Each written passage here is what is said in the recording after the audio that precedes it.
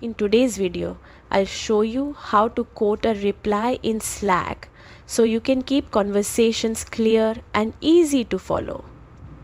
Don't forget to like and subscribe for more Slack tips. Start by opening Slack on your desktop or browser and log in with your email, Google, or Apple account. Choose the workspace where the conversation is happening. Then head into the channel or direct message that contains the message you want to quote. Find the message. Click the three dots on the right and select copy link. Now paste that link into the chat where you want to reference it and send. Slack will link back to the original message so everyone can see the context. Another way is to use Slack's built-in quoting style. In the message box, press Shift plus Enter for a new line. Type a greater than symbol with a space.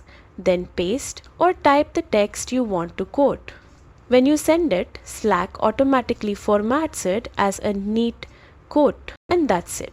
You now know 2 quick ways to quote replies in Slack and keep your team's communication crystal clear. Thanks for watching and check out my other Slack guides to boost your productivity.